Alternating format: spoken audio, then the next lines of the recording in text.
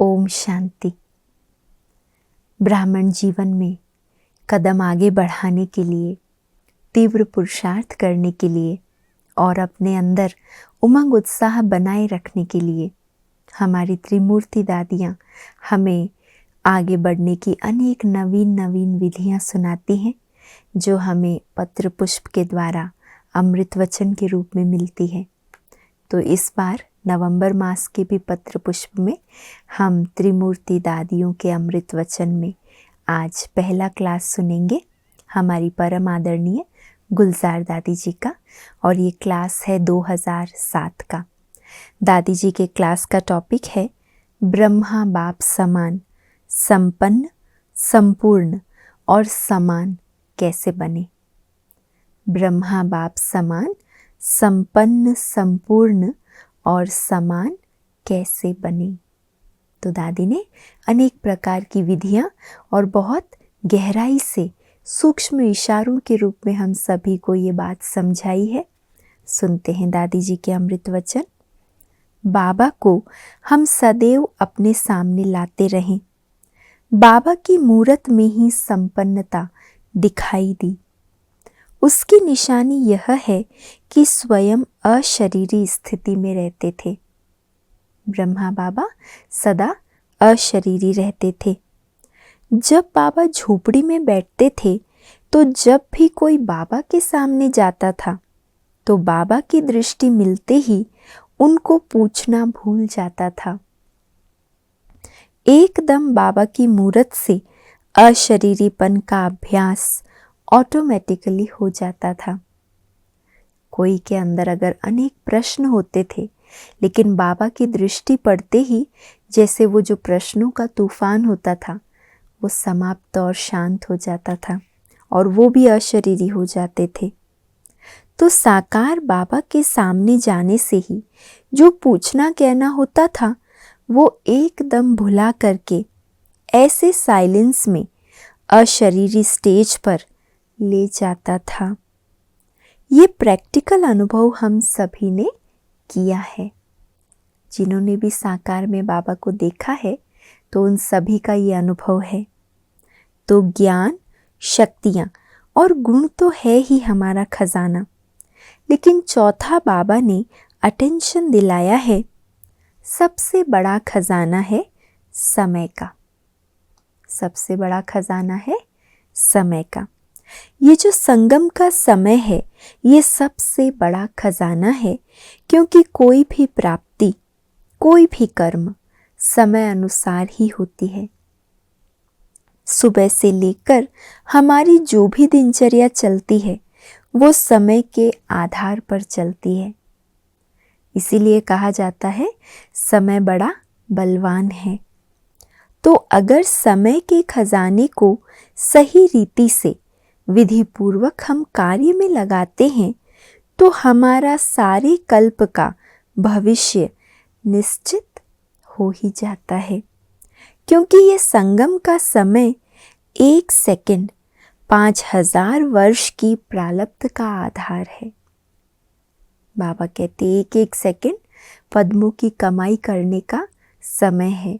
तो ये 5000 वर्ष की प्रारब्ध का आधार संगम का समय है। और कोई भी युग में हमारी प्रारब्ध नहीं बन सकती। यही संगम का समय है जिसमें हमारी चढ़ती कला होती है। तो संगम समय पर राज्य अधिकारी बनने से भविष्य में भी राज्य अधिकार निश्चित है ही। फिर भक्ति काल में पूज्य भी जरूर बनना ही है। एक संगम का छोटा सा युग और भविष्य कितने जन्म हम देव पद, पूज्य पद की प्राप्ति करते हैं। भले द्वापर से गिरना शुरू करते हैं, लेकिन हमारा पूज्य रूप तो कायम होता है। हम सब पूज्य जरूर बनने वाले हैं, लेकिन जैसे यहाँ पुरुषार्थ में नंबर है वैसे पूज्य में भी नंबर है। किसी किसी बड़े बड़े मंदिरों में रोज हर कर्म का यादगार पूज्य के रूप में विधि पूर्वक पूजा जाता है और कहीं कहीं ऐसा नहीं होता है। मंदिरों में भी फर्क है।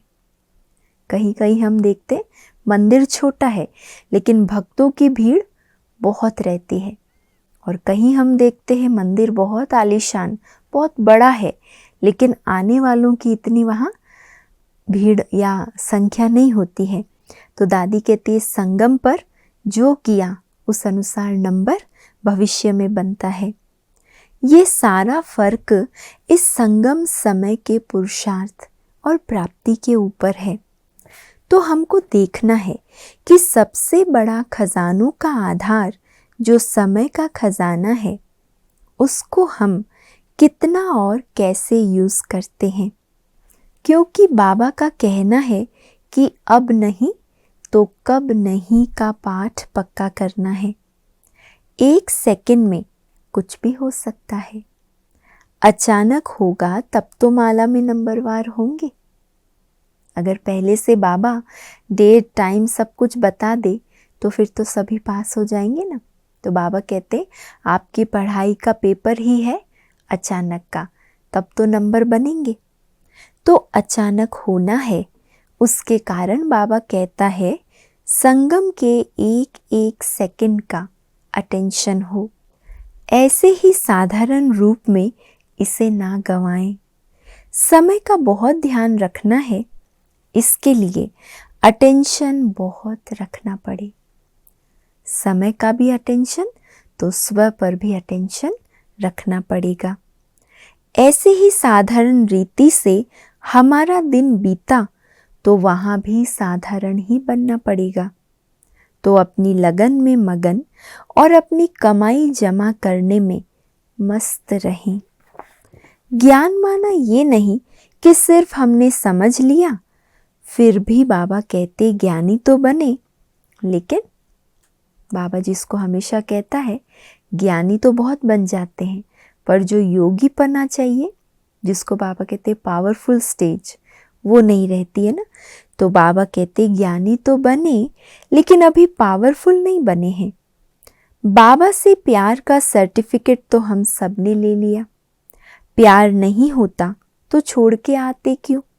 इसलिए प्यार में तो पास हैं। हम कोर्स करा सकते हैं, बड़ी बड़ी जगहों पर भाषण कर सकते हैं। बुद्धि में सारी नॉलेज है रचता रचना की, लेकिन ज्ञान माना समझ। ज्ञान का अर्थ ही है समझ। तो समझ सिर्फ बोलना, ज्ञान वर्णन करना नहीं है। समझ हर कर्म में चाहिए।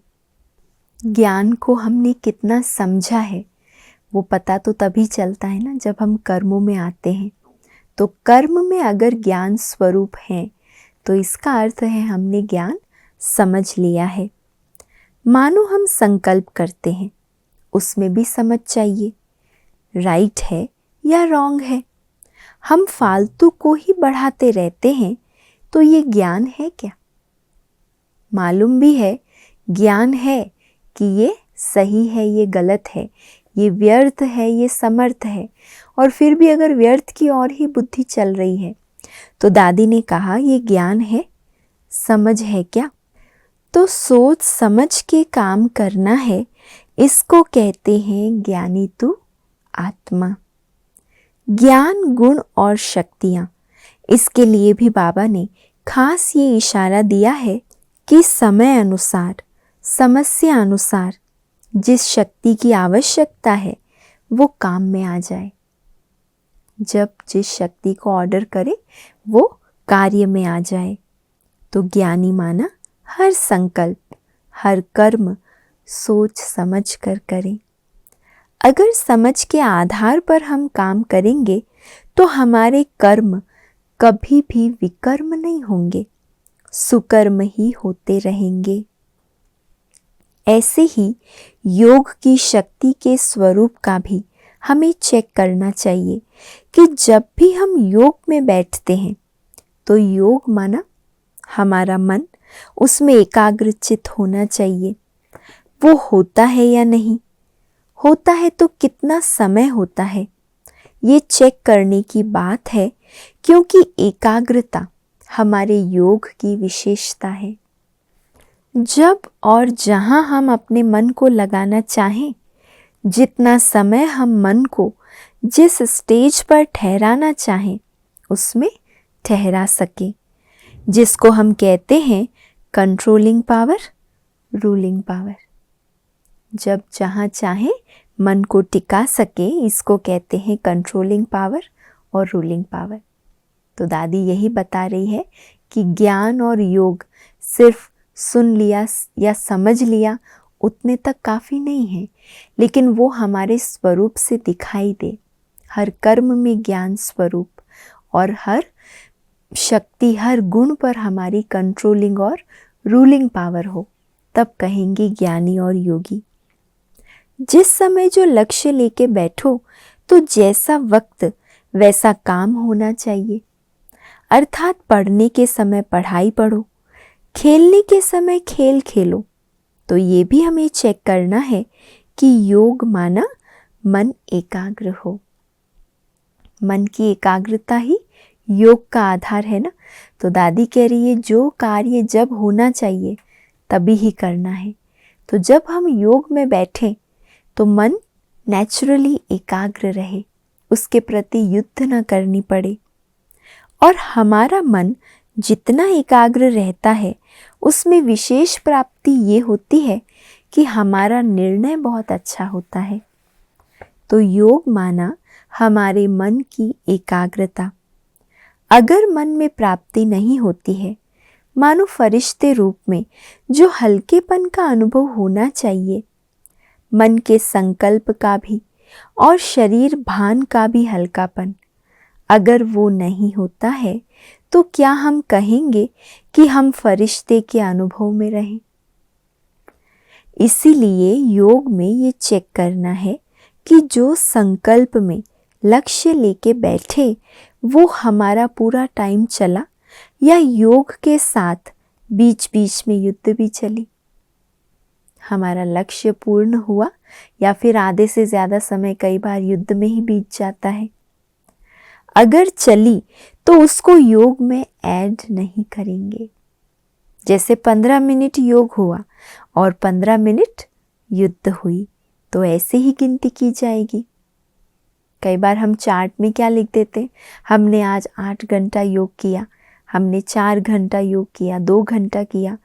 लेकिन दादी कहती हैं गिनती क्या होगा, वो 4 घंटे या 2 घंटे में आपका मन जितना समय एकाग्र रहा, बाबा के साथ एक्यूरेट जुड़ा रहा, बस उतना ही समय योग में गिनती होगा। बाकी समय तो युद्ध में चला गया ना। तो आत्मा अभिमानी बनके बाबा को याद करना बहुत इजी है। जिसे आत्मा अभिमानी बनके बाबा को याद करने की आदत नहीं होगी, उसको बाबा की याद ज़्यादा समय नहीं ठहरेगी, क्योंकि आत्मा का कनेक्शन परमात्मा से है। तो बाबा जिस विधि से योग करने को कहते हैं, उस विधि से हमारा योग हो तो योग की शक्ति जमा हो सकेगी। और अगर योग की शक्ति थोड़ी भी कम है तो खजानों से भरपूरता की खुशी व शक्ति फील नहीं होगी।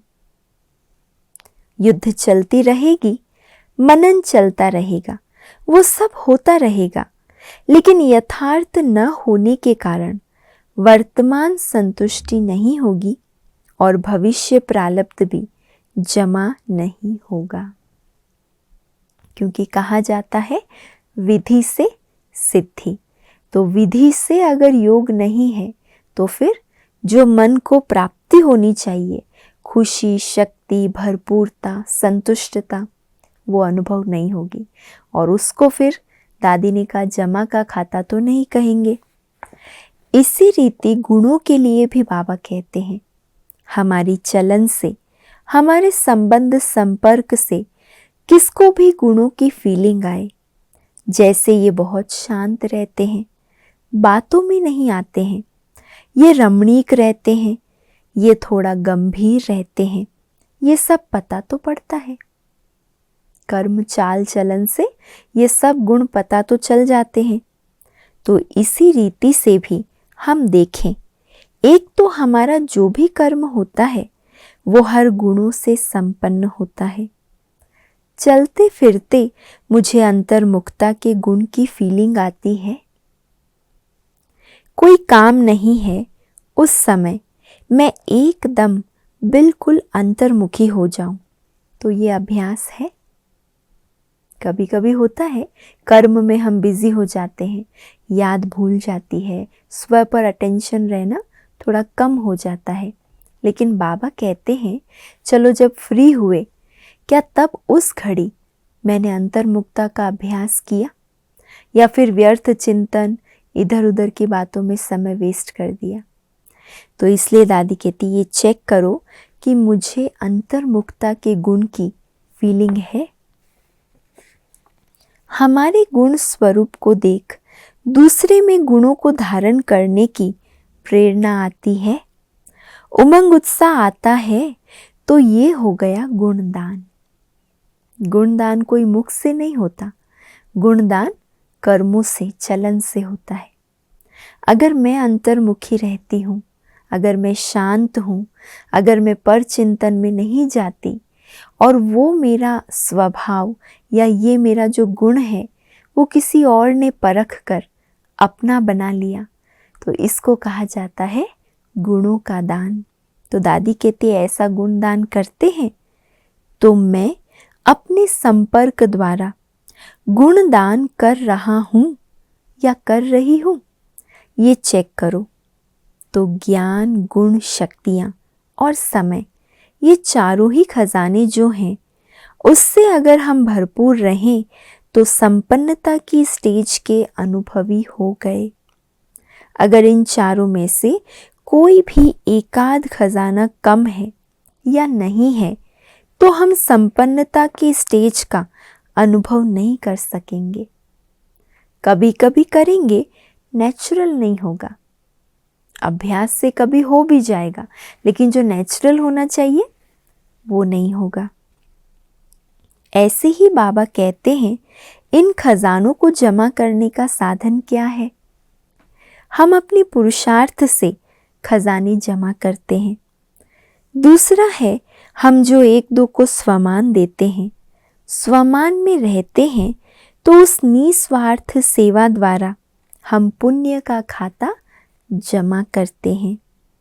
और एक दो के साथ सेवा में भी निस्वार्थ रहते हैं, बेहद में रहते हैं, तो हमें दुआएं मिलती है। सेवा के क्षेत्र में जब हम एक दूसरे के संपर्क में आते हैं तो दादी कहती है अगर आप स्वमान में रहकर औरों को सम्मान देते हो, निस्वार्थ भाव से सेवा करते हो, बेहद भावना रखते हो, तो इससे दुआएं मिलती है। तो एक है अपने पुरुषार्थ से, दूसरी है दुआएं, तीसरा है पुण्य। ये तीन प्रकार से हम अपने खजानों को जमा कर सकते हैं। तो ये चेक करो। इसकी चाबी है निर्माण और निमित्त भाव। तो संपन्नता को हम इन बातों से चेक करें। निमित्त भाव में मैंपन और मेरापन खत्म हो जाता है, क्योंकि करावनहार बाबा है, मैं तो ट्रस्टी हूँ।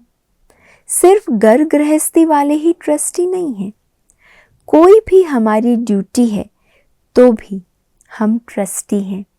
बाबा के यज्ञ की जिम्मेवारी उठाने वाले जो समर्पित बच्चे हैं, तो दादी कहती है अगर आप कोई भी बाबा के घर की ड्यूटी या कोई भी कार्य की जिम्मेवारी लेते हो तो भी आप ट्रस्टी हो, मालिक नहीं। मालिक तो हमारा बाबा है, हम निमित्त हैं। तो निमित्त भाव में निर्माणता भी आती है, उनकी वाणी भी निर्मल होती है। तो एक निमित्त भाव में ये तीनों प्राप्तियां होती हैं। तो निमित्त भाव खजाने जमा करने की चाबी है। तो खजानों को जमा करके संपन्नता को धारण करना है, उसके लिए ये अटेंशन हमको रखना है।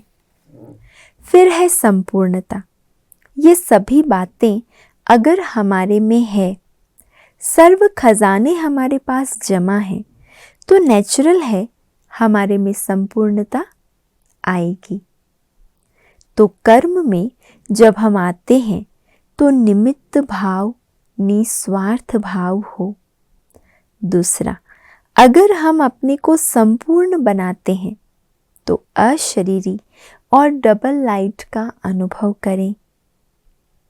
बीच बीच में मैं अशरीरी आत्मा हूँ, इस अभ्यास को करना बहुत ज़रूरी है, क्योंकि अंत में हमें अशरीरी होकर घर जाना है। तो जीवन भर जो अभ्यास करेंगे, अंत घड़ी वही अवस्था होगी। तो हमें अपनी अवस्था को चेक करना है। संपूर्णता माना सब खजाने संपूर्ण पूरे हों, परसेंटेज ठीक हो, तो अनुभव के ऊपर आप अटेंशन ज़्यादा दो। अनुभवी बनो तो कभी भी नीचे ऊपर नहीं हो सकते हैं। चाहे कितना भी कोई गिराने की कोशिश करे, लेकिन अनुभव की अथॉरिटी वाला अपने अनुभव में रहता है। तो इसी रीति से संपूर्णता की 2 स्टेज हमने सुनाई। एक, अशरीरी भव के वरदान को प्रैक्टिकल में लाएं। दूसरा, फरिश्ता डबल लाइट अनुभव में आए। जो भी भिन्न भिन्न प्रकार का बोझ आता है, वो फरिश्ते रूप में बिल्कुल डबल लाइट बन जाएं। तो ये है संपूर्णता की स्टेज। दादी कहती हैं जो भी बोझ हैं अलग अलग प्रकार के, तो आत्मा उन सब बोझ से मुक्त हो, स्वयं को डबल लाइट अनुभव करे। यह है फरिश्तेपन की संपूर्णता की स्टेज। तीसरी बात है समानता। वो तो सभी जानते हैं, बाबा के समान बनना है, हमारा वायदा है। हम आपके समान बन के ही शरीर छोड़ेंगे। अभी से समानता लाते रहेंगे तो बाबा जैसा समानता लाना। इसके लिए बाबा जिस विधि से चला, वो विधि 100% राइट है, या वो रास्ता राइट है, तब तो मंजिल पर पहुंचा, अर्थात अव्यक्त फरिश्ता बन गया। तो बाबा का रास्ता ही सही है, तब तो मंजिल पर पहुंचेंगे। तो हम बाबा को फॉलो करने वाले हैं, कदम पर कदम रखने वाले हैं। तो जो भी हम संकल्प करें, वो पहले बाबा से टैली करें। जो भी संकल्प हो, पहले बाबा से उसको मिलाएं, टैली करें। बाबा ने किया है ऐसा संकल्प, ये चलता ही है, ये होता ही है, ये रॉयल अलबेलापन आता है। तो हमें अभी इन सब बातों से हटके बाबा के समान हमको करना है, दूसरे को फॉलो तो करना ही नहीं है। सी फादर फॉलो फादर, बस। तो हमको बाबा समान बनना है, तो जो संकल्प करते हैं वो देखो, बाबा ने ये किया तो वो करो, नहीं तो नहीं करो। बस बाबा ने जो कर्म किया, बाबा ने जो एक्टिविटी चलाई, तो बाबा ने क्या किया वो फॉलो फादर करना है। बस कदम पर कदम रखते चलना है, और कुछ सोचने की ज़रूरत ही नहीं। बाबा ने नहीं किया, मुझे नहीं करना है। बाबा ने किया तो मुझे करना है। नया रास्ता बनाना ही नहीं है, कदम पर कदम उठाना है तो बहुत इजी। तो ऐसे संपन्नता, संपूर्णता और समानता में ब्रह्मा बाबा जैसा बनना है। संपन्न, संपूर्ण और समान। वास्तव में प्यार उसको कहा जाता है जो उसकी चलन हो, जो उसकी रुचि हो। मेरा भी ऐसे हो, तो ऐसे हम अटेंशन देंगे तो क्या बन जाएंगे? तीनों क्वालिफिकेशन आ जाएगी। संपूर्णता भी आएगी, संपन्नता भी आएगी और समानता भी होगी। तो तीनों प्रकार से ब्रह्मा बाप समान, संपन्न, संपूर्ण और समान हम बन ही जाएंगे। अच्छा, ओम शांति।